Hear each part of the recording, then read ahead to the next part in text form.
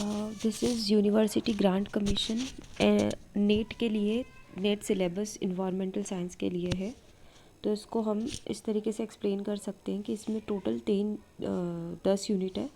10 unit में हमको basically क्या क्या रहता है कि अ, अगर हम देखने जाएं तो इन्होंने इन्वायरमेंट को, जिस तरीके से हम इन्वायरमेंट पढ़ते हैं, तो इन्वायरमेंट में जो जो चीज़ें आती हैं उनका डिटेल वे में आपसे पूछ रखा है। कंप्लीट एंड टोटल एक्सप्लेनेशन इसमें लिया हुआ है।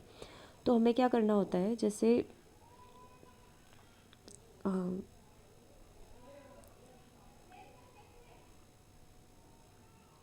जैसे अगर आप देखोगे तो यहाँ पर हमें environment science, environment chemistry, biology, geo science, energy, environmental pollution control, solid and hazardous waste management, environmental assessment, management legislation, statistical approach in modelling in environmental science and contemporary environmental issues.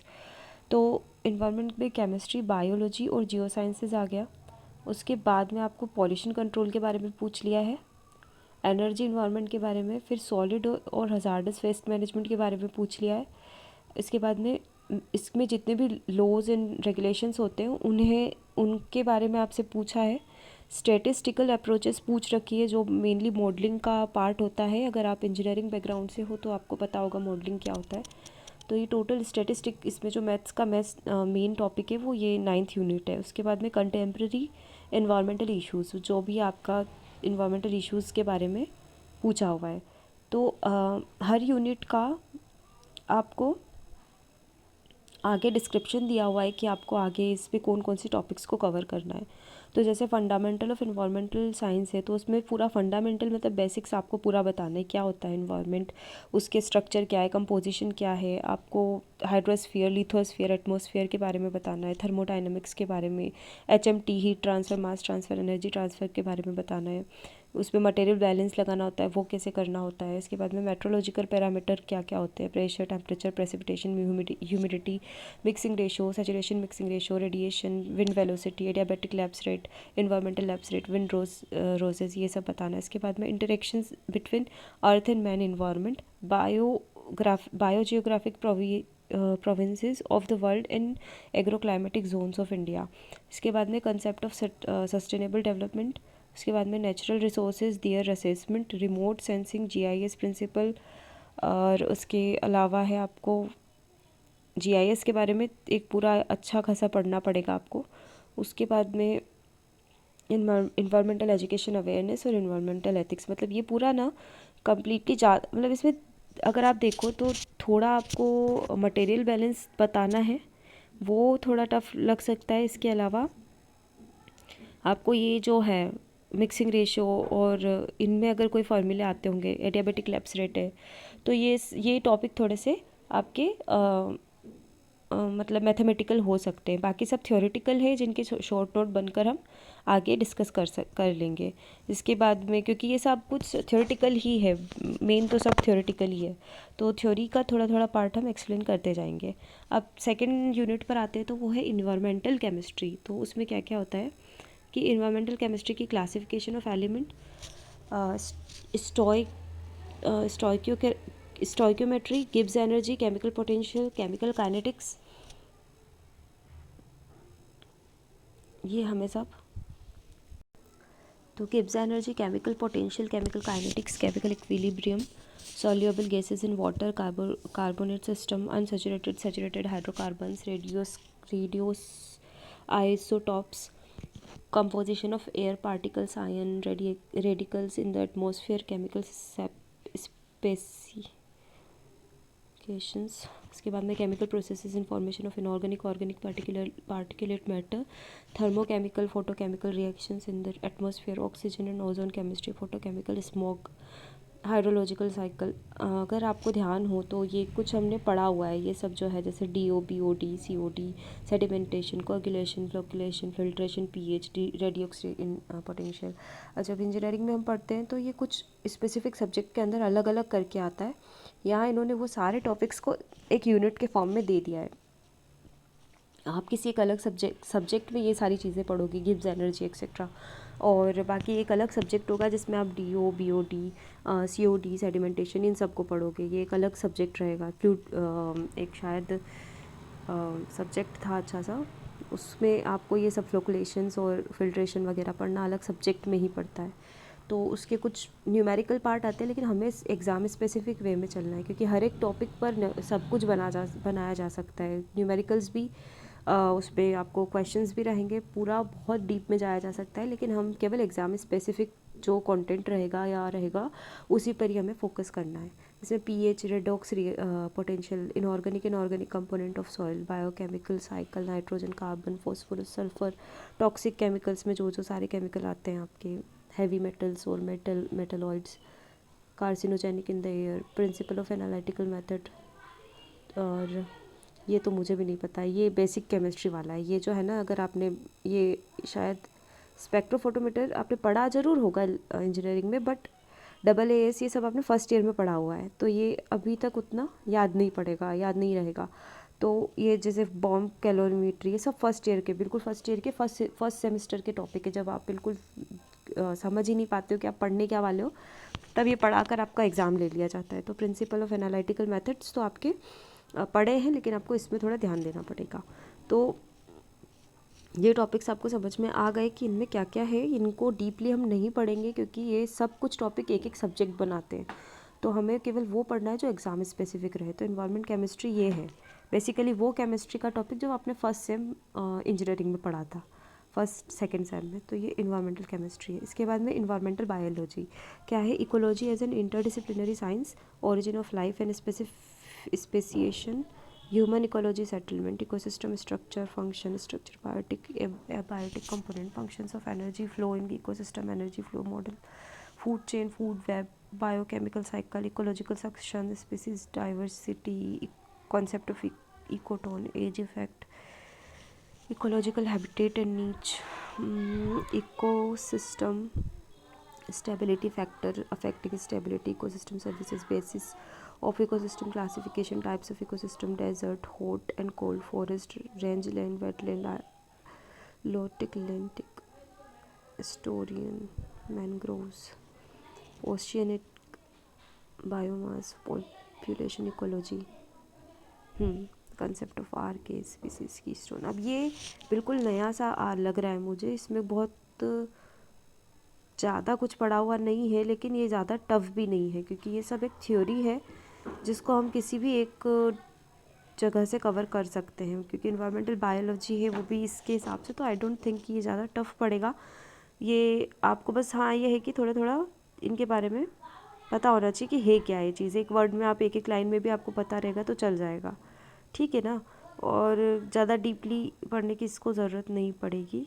क्या है, क्या होता है, कहाँ कहाँ पर savanna है, कहाँ पर ट्रॉपिकल है, कहाँ पर ग्रासलैंड है ना, हाईलैंड, आइसी, अल्पाइन बायोमी, ये सब कहाँ कहाँ पर है ये हमें देखना है। इसके बाद में community ecology definition, community concept, types and interaction, predation, herbivory, parasitism and allelopathy, biological invasion, biodiversity and its conservation, definition, type of important। मतलब ये एक्चुअली अगर आप बायो वाले मतलब बायो बैकग्राउंड से नहीं हो तो आपको टफ पड़ेगा, क्योंकि ये पढ़ा हुआ नहीं है। इंजीनियरिंग बैकग्राउंड वाले इस वाले को टॉपिक को वो पहले कवर करें जब उनके पास टाइम हो अच्छा खासा, मतलब जब वो थ्योरी पढ़ने के माइंडसेट में हो, तभी आप बेसिकली ये सबसे ज़्यादा थ्योरेटिकल लगेगा आपको, क्योंकि इस पर कोई न्यूमेरिकल बनने का चांसेस बहुत कम रहेंगे और ज़्यादा करके सब कुछ थ्योरी ही है, ठीक है। अभी नेक्स्ट हम देखते हैं, है भी बड़ा ये और इसमें टॉपिक्स भी काफ़ी सारे हैं और आपको बहुत ज़्यादा थ्योरेटिकल रहेगा, इसको पढ़ने का अपना एक तरीका डेवलप करना पड़ेगा और we will cover it now. Environmental geo sciences, तो जियो साइंसेस में भी मुझे लगता है ये भी हमारे लिए नया ही रहेगा, क्योंकि we haven't read anything about it in our engineering. Yes, Darcy's law we have read, ये वाली जो ये इक्वेशन यहाँ पर बता रखी है इन्होंने, एक सेकेंड, ये जो इक्वेशन इन्होंने बता रखी है ये भी हमारी पढ़ी हुई है। इसके बाद में एक्चुअली क्या होता है ना कि एक ही इक्वेशन का यूज़ अलग अलग फील्ड में हो जाता है, तो वो इसलिए हमें ऐसा लगता है कि हमने ये पढ़ा हुआ है, लेकिन यहाँ पर क्या एप्लीकेशन हुई है वो देखना पड़ेगा ना हमें। तो weathering including weathering reactions, erosion, transportation, deposit of sediment, soil forming mineral, processes of soil formation, identification, characterization of clay mineral, soil physical and chemical properties, soil types, climate control on soil formation, cation exchange capacity, mineralogical control, geochemical classification, partitioning of element during superficial geological processes, geochemical recycling of element। अभी आप लोग को लग रहा होगा ये केवल पढ़ रही है, तो ऐसे तो हम भी पढ़ सकते हैं, बट जनरली कोई भी फर्स्ट टाइम में इतना पूरा पढ़ता नहीं है। It is like we are going through the syllabus just to know कि हमें क्या आता है और हमें क्या नहीं आता है, क्या पढ़ना है, किस सीक्वेंस में पढ़ना है। तो natural resources exploration and exploitation and related environmental concern, historical perspective, conservation of known renewable resources, natural hazards, catastrophic geological hazards, flood, landslide, earthquake, volcanism। Okay okay okay, देखो क्या है, जिनमें आपको बिल्कुल भी नहीं आता हो ना, जैसे कुछ टॉपिक्स जिनमें आपको, जैसे जियो साइंसेज और बायोलॉजी, इनमें आपको बिल्कुल नहीं आता ना, तो वहाँ से शुरुआत करेंगे जो हमको आता है, ठीक है, जिन टॉपिक को हमको एक्चुअली पता है कि हम कर लेंगे। तो पहले इजी से स्टार्ट करके टफ की तरफ चले जाएंगे, then we will have a lot of syllabus covered, है ना, क्योंकि हमें तो एक नंबर इजी टॉपिक भी देगा और एक नंबर ही टफ टॉपिक भी देगा। I think there will be lot of back side disturbance going on, क्योंकि बाहर अभी होली का दिन है तो सब लोग होली खेल रहे हैं, तो थोड़ा आवाज़ आएगी, ज़्यादा आएगी आई थिंक।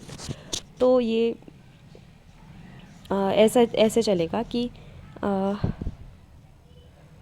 हाँ, तो हम लोग इस तरीके से इसे कवर करेंगे कि पहले हम इजी सारे टॉपिक्स छांट लेंगे, उसके बाद हम टफ टॉपिक्स पे जाकर देखेंगे, ठीक है, क्या रहता है, फिर उसके नोट्स को हम डिस्कस कर लेंगे, है ना।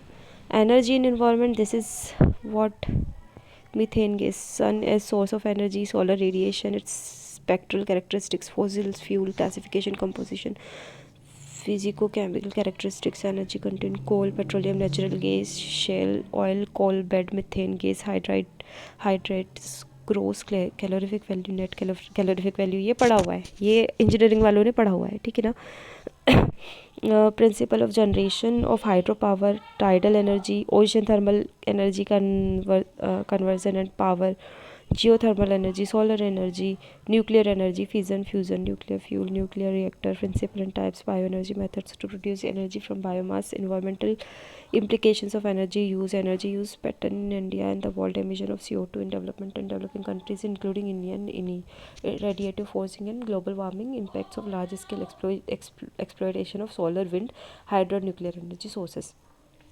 ठीक है ना, ये भी लाइक ऐसा है कि थ्योरेटिकल है पूरा, मतलब बेसिकली पूरा एनवायरनमेंट साइंस तो होगा ही थ्योरेटिकल, इसमें जो कुछ ही पार्ट है हर यूनिट में जिनमें आपको न्यूमेरिकल से डील करना पड़ेगा, बाकी तो सब थ्योरी ही है, और ज़्यादातर डर उन्हीं चीज़ों में लगता है जिसमें ज़्यादा थ्योरी होती है।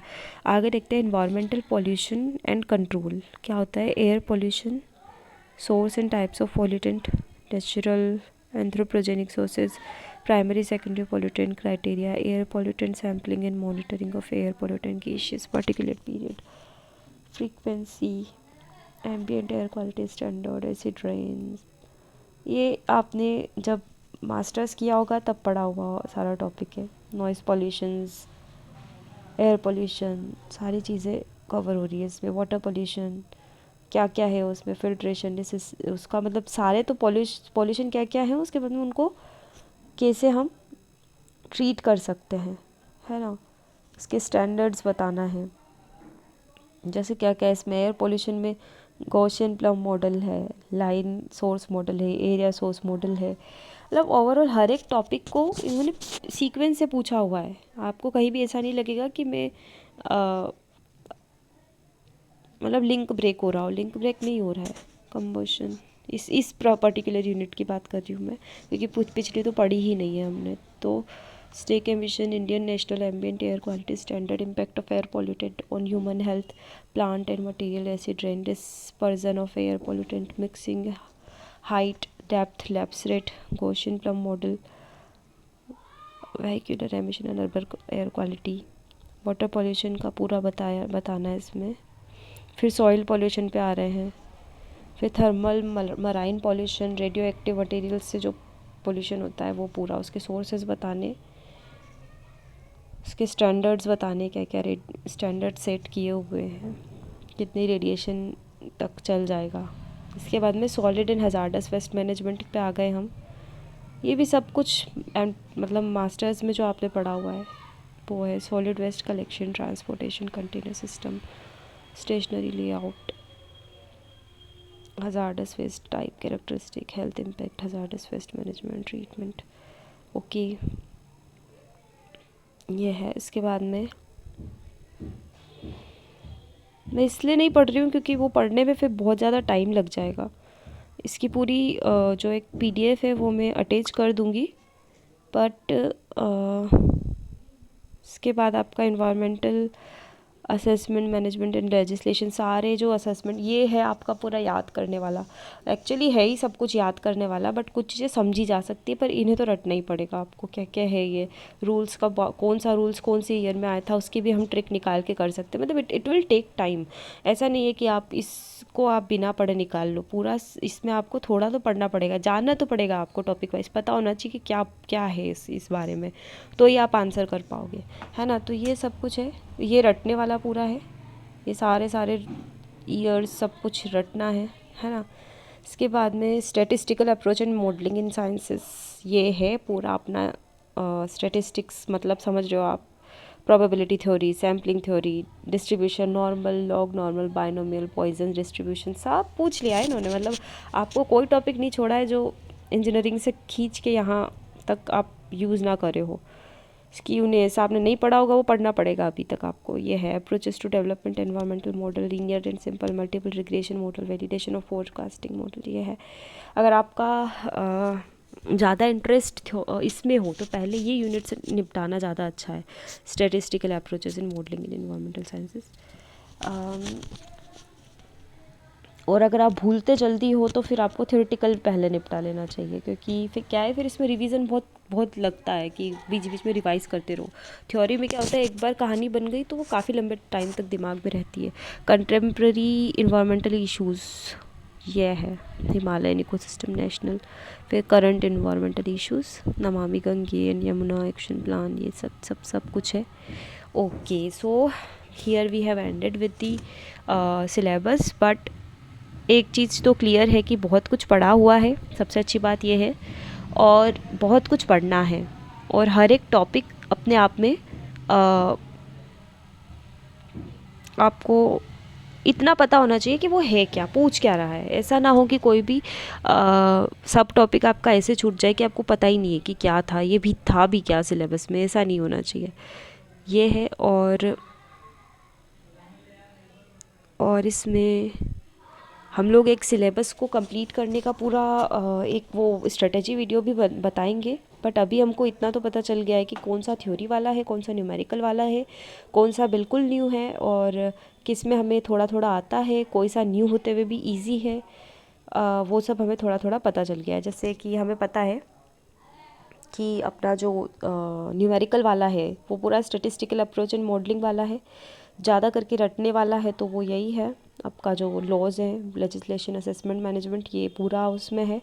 इसके बाद में थोड़ा इजी पड़ेगा आपको, तो ये solid and hazardous waste management वाला जितना है वो इजी पड़ जाएगा, और ये जो अपना पॉल्यूशन जितने भी हैं ये इजी पड़ जाएंगे आपको, है ना। इनको कवर करना आसान पड़ेगा। उसके बाद में ये तो न्यू है आपके लिए, I think solar energy, natural gas थोड़ा इजी है, मतलब ये बहुत इजी पड़ेगी यूनिट 5, ज़्यादा टफ नहीं है, छोटी भी है और इजी भी पड़ेगी, टॉपिक भी इजी से ही है, इसमें कोई ज़्यादा टफ नहीं दिख रहा है। सबसे बड़ी यूनिट लग रही है, तो ये मुझे बड़ी यूनिट कौन सी दिख रही है हमें इसमें, ये जियो साइंस वाली ही थोड़ी बड़ी लग रही है क्योंकि पढ़ा हुआ नहीं है। बायोलॉजी वाली भी थोड़ी बड़ी है, सॉरी मैं बायोलॉजी वाली भी थोड़ी बड़ी लग रही है, क्योंकि ये तो बिल्कुल ही सब कुछ ही न्यू है, तो ऑब्वियसली बड़ी लगेगी, है ना। तो इस तरीके से हमें कुछ समझ में आ रहा है। ठीक है, ऑल द बेस्ट। ये सिलेबस कंप्लीट करेंगे साथ में।